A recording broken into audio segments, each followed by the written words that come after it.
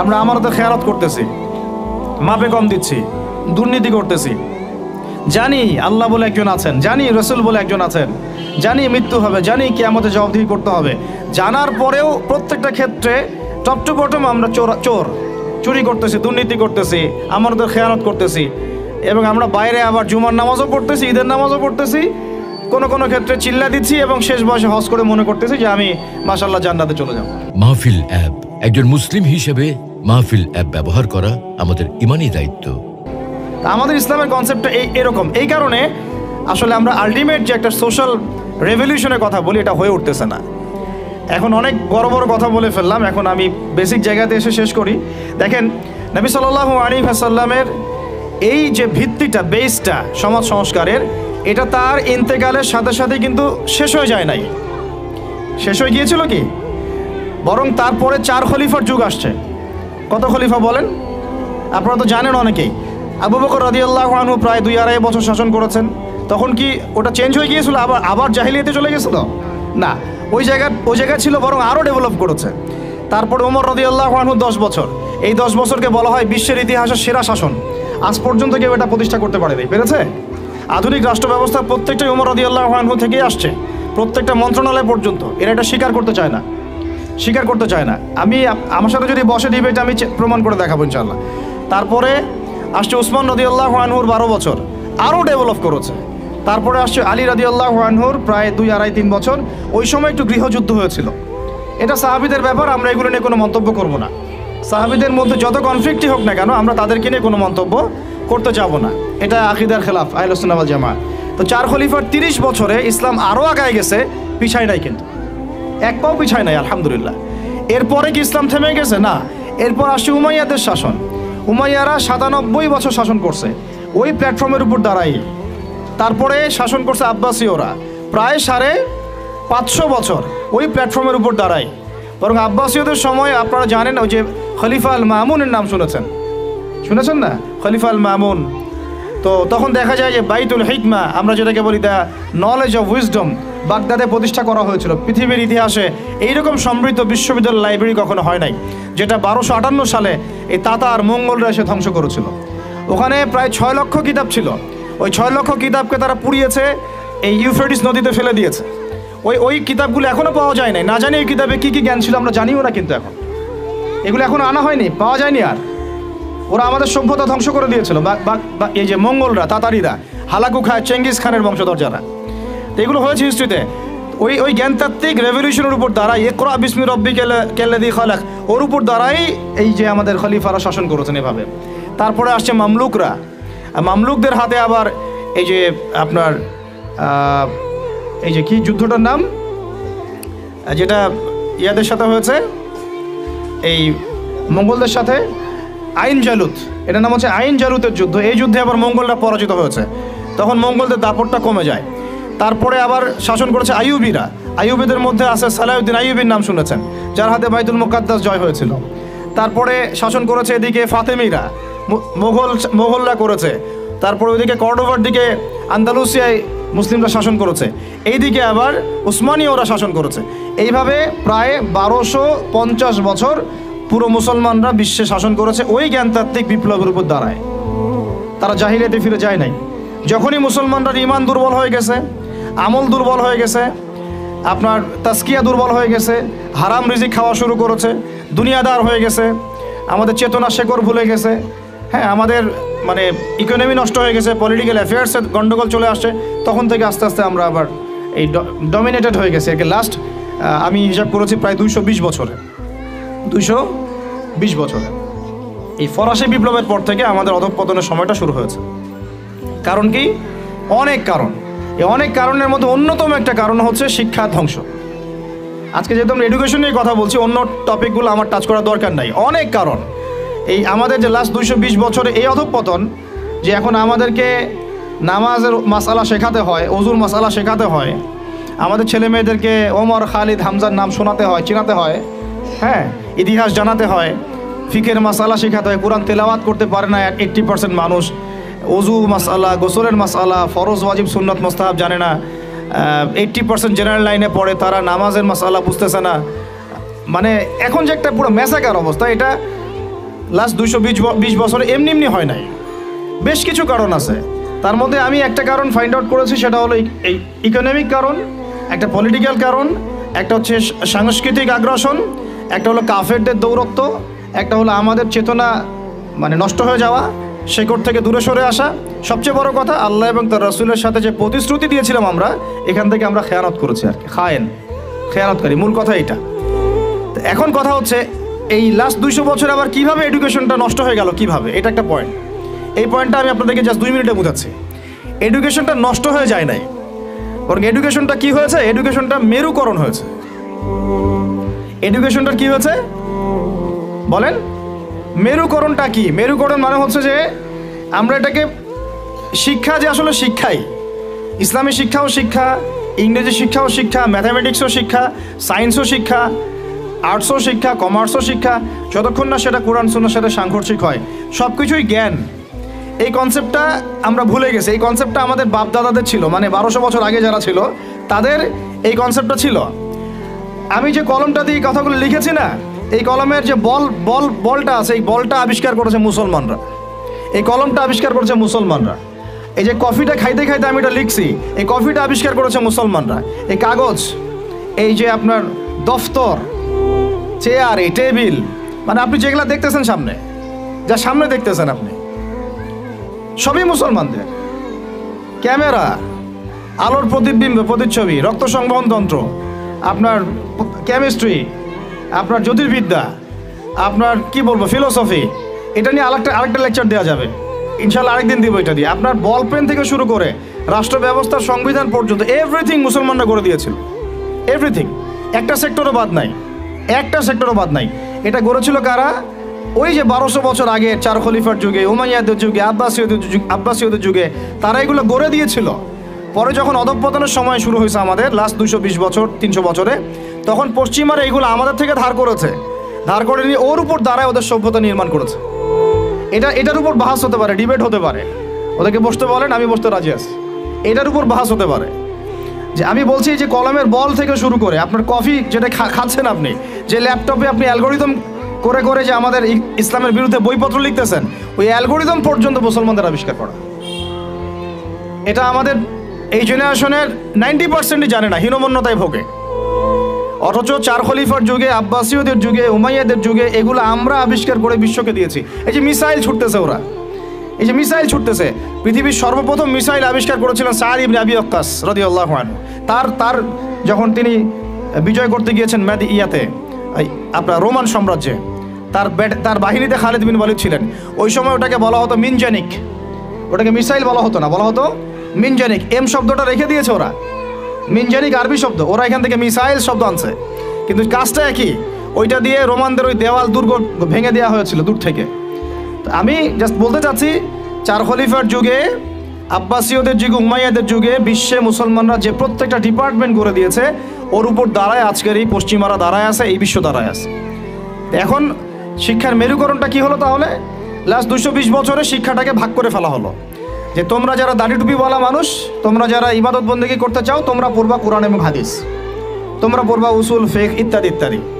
আর যারা তোমরা ডাক্তার হতে চাও, ইঞ্জিনিয়ার হতে চাও, ব্যারিস্টার হতে চাও, তারপরে পলিটিশিয়ান হতে চাও ইত্যাদি ইত্যাদি, তোমরা পড়বা ইংরেজি, বাংলা, সায়েন্স, ম্যাথামেটিক্স, হ্যাঁ, আর্টস, কমার্স, ম্যাজিস্ট্রি, মেডিকেল সায়েন্স ইত্যাদি তোমরা পড়বা। এই যে মেরুকরণ, এই মেরুকরণটাই হারাম হয়েছে প্রথমে। এটাই একটা বাজে জিনিস হয়েছে শিক্ষার মধ্যে। কখনো মেরুকরণ ছিল না, বরং ওমর রাদিয়াল্লাহু আনহুকে আপনি দেখেন, ওমর রাদিয়াল্লাহু আনহু একজন ফকিহ, একজন হাফেজ, একজন আলেম, একজন বিজ্ঞ খলিফা, পাশাপাশি একজন রাষ্ট্রপ্রধান। এবার আমাদের এগুলো বললে তো ওনারা রাগ করে।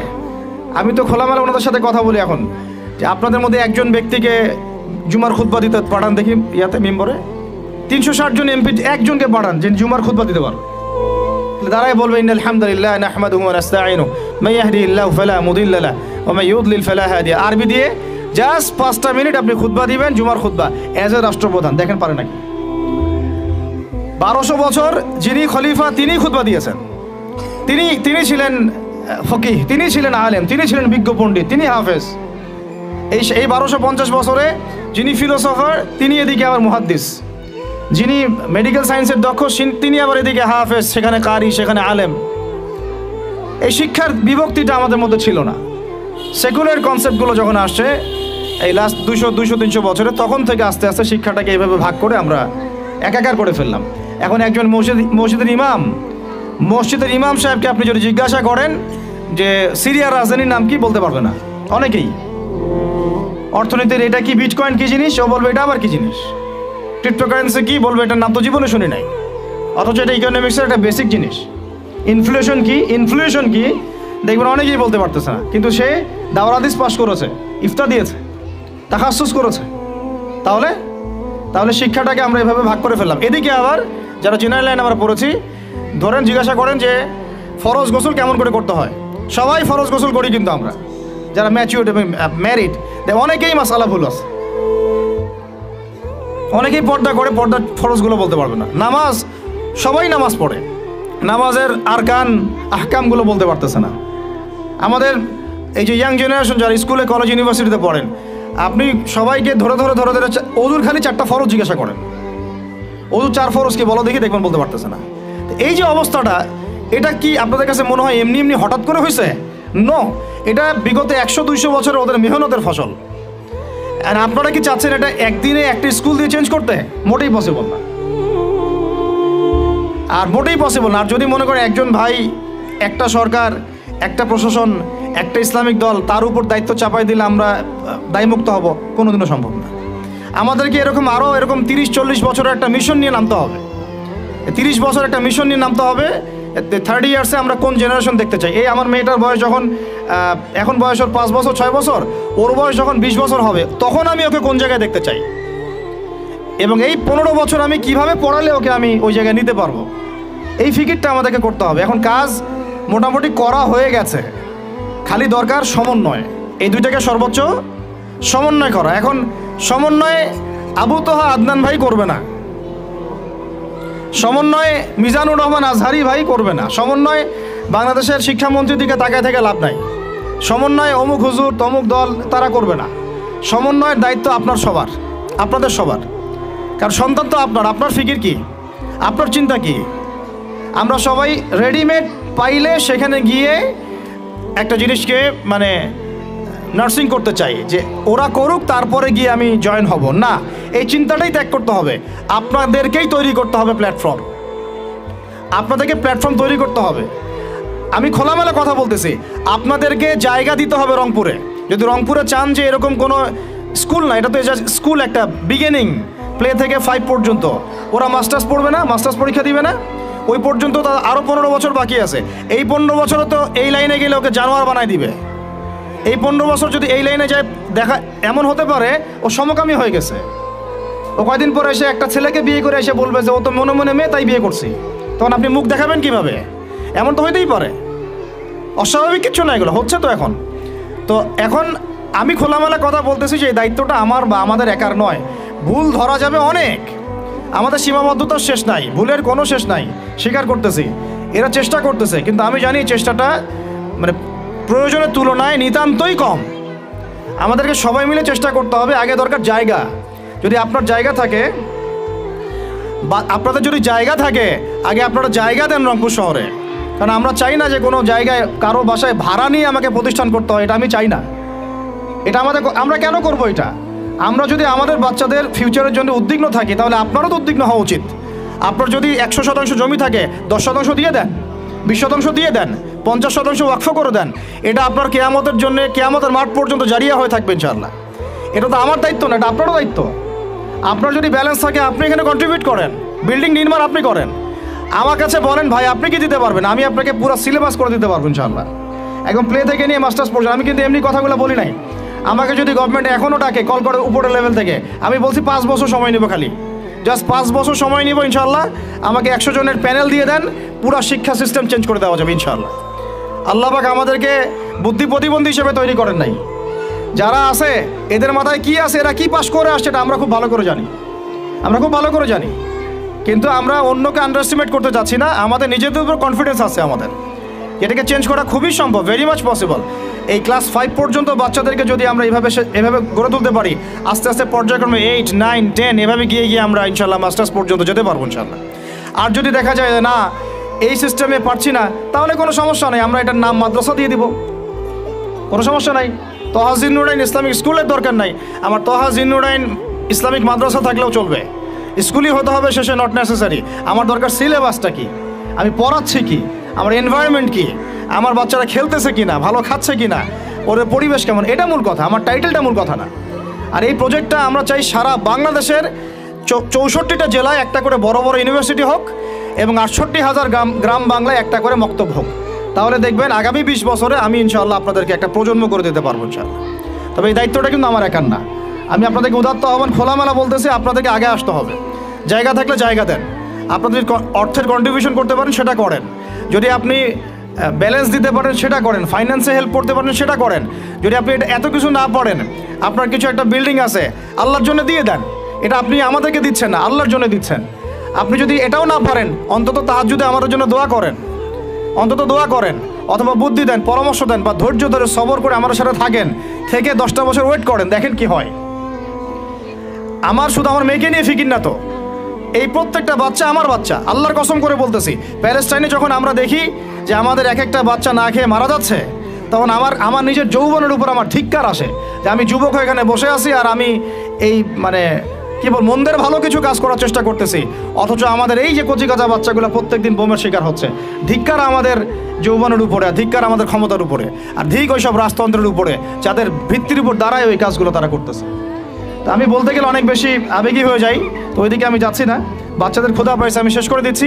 আমি জাস্ট আপনাদেরকে 10টা নসিহা করব, জাস্ট পয়েন্ট বাই পয়েন্ট। আমি ফজরের পরে এটা বসে লিখেছিলাম, আপনারা এই 10টা কাজ কখনো ছাড়বেন না, আমাকে ওয়াদা করেন, এই 10টা কাজ আপনারা বাচ্চাদের ফিউচারের স্বার্থে কখনো ছাড়বেন না ইনশাআল্লাহ। আমার 1 মিনিট শেষ করে দিচ্ছি। আমার আহ্বান আপনাদের প্রতি একটাই, যে দায়িত্ব এটা আমাদের একার না, ইসলামিক স্কুল করা চারটাখানি কথা না। আমরা এমন একটা সমাজে বাস করি, ভালো কিছু দেখলেই বিভিন্ন লকব লাগায় দেওয়া শুরু করি। কালকে যদি আমাকে একটা লকব লাগায় দেয়, আপনি তো কিছু করতেও পারবেন না। অতএব এই কাজটা আমার একার নয়, এই কাজটা আমাদের সবার। ভালো কিছু দেখলেই আমরা ট্যাগ লাগানো শুরু করি, আর আমাদের ভিতরে যে শত্রুটা আছে, এরা থাকলে বাইরের শত্রুর দরকারই নাই। আর খোলামেলা কি বলবো আপনাদেরকে, ইসলামিক স্কুল করাটা মূল উদ্দেশ্য না আমাদের উদ্দেশ্য হচ্ছে ইসলামিক ইউনিভার্সিটি করা, প্রত্যেক জেলায় অন্তত একটা করে, যেখানে একটা বড় ক্যাম্পাস থাকবে, আবাসিক জায়গা থাকবে, নুরানি থেকে শুরু করে নাজেরা, হিপস, একদম দাওরা ইফতা পর্যন্ত, পাশাপাশি প্লে থেকে মাস্টার্স পর্যন্ত, এই দুইটাকে কম্বাইন করা হবে ইনশাআল্লাহ। এটার জন্য আপনাদের পক্ষ থেকে আমাদের দরকার সহযোগিতা।